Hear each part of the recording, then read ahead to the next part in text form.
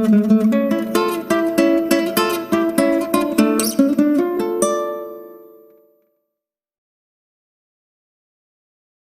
membutuhkan waktu lama untuk rumah sakit mengeluarkan seluruh hasil medical check-up yang Elma lakukan. Dan seperti yang sudah Jenny duga, semua hasil pemeriksaan kesehatan Elma menunjukkan hasil yang positif. Gadis itu terbukti sehat, layak dan cocok untuk menjadi seorang ibu pengganti. Kabar yang melegakan, tapi juga menyedihkan bagi Jenny sendiri. Miris. Setelah ini, kita hanya perlu melakukan upaya IVF atau pembuahan di luar tubuh.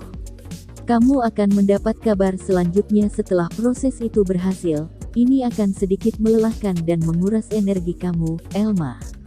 Kakak harap kamu tidak stres dan tetap menjaga kesehatanmu. Semuanya akan terasa sulit kalau kamu merasa menanggungnya sendiri, tapi apa yang perlu kamu ingat, ada kakak di sini. Jadi kalau ada apapun yang mengganggumu, katakan saja dan ceritakan pada kakak untuk setidaknya bisa meringankan beban itu, mengerti? Jenny jelas terlihat cemas bukan main, kendati gadis di hadapannya tersenyum lembut dan mengangguk mengerti.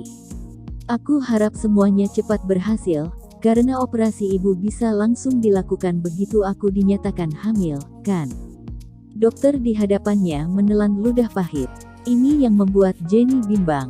Wanita itu juga mengharapkan hal yang sama, berharap semuanya berjalan lancar agar Tante Arini bisa segera melakukan transplantasinya, tapi di sisi lain rasa bersalah karena telah menjadikan Elma sebagai seorang ibu di usianya yang belia, apalagi ini bukan sepenuhnya kehendak gadis itu, membuat dirinya gamang dan tak henti mengutuk diri sendiri. Usai melihat hasil pemeriksaan, Elma bergegas menuju taman rumah sakit, tempat di mana ibunya tengah mencari udara segar sembari menunggu kedatangannya. Putri ibu akhir-akhir ini sepertinya banyak sekali berpikir, tegur Arini membuyarkan lamunan Elma yang sudah termenung di sampingnya sesampainya gadis itu di taman. Perasaan ibu saja. Elma tersenyum untuk menenangkan ibunya. Maafkan ibu, nak. Ibu benar-benar minta maaf. Kejadian ini tidak beda jauh dengan apa yang terjadi setahun lalu, ibu yang selalu merepotkanmu dan mengacaukan semuanya.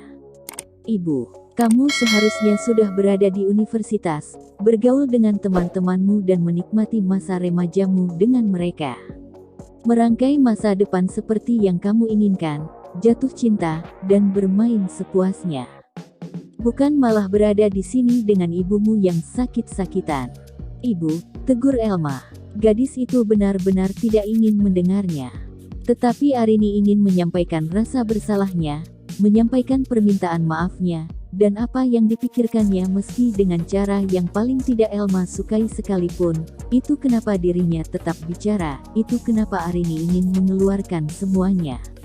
Andai ibu tidak divonis mengidap penyakit ini setahun lalu, kamu pasti sudah menikmati hasil belajarmu, mendapatkan beasiswa di universitas terbaik yang kamu impikan dan belajar di sana, bukan malah mengundurkan diri dan merawat ibu.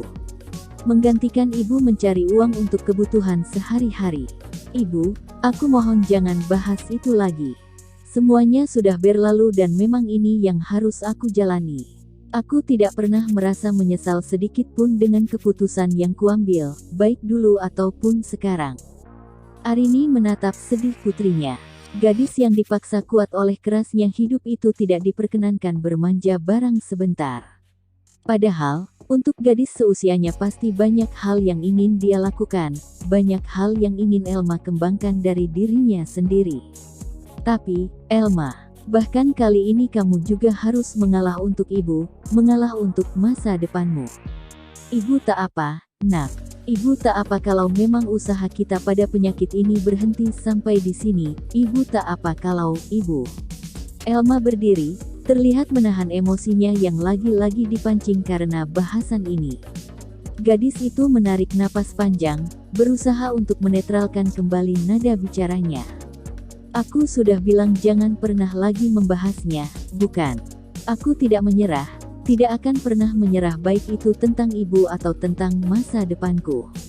Kalau di mata ibu aku terlihat seperti itu, percayalah kalau putrimu ini masih punya banyak waktu dan usaha untuk bisa mewujudkan mimpinya di masa depan. Memang bukan sekarang, tapi nanti, dan aku hanya ingin ibu tetap percaya padaku. Tarikan napas yang Elma ambil terlalu tergesa, hingga terlihat seperti dirinya yang sedang menahan diri untuk tidak menangis. Tolong percaya padaku. Yang Elma butuhkan saat ini adalah keteguhan hati.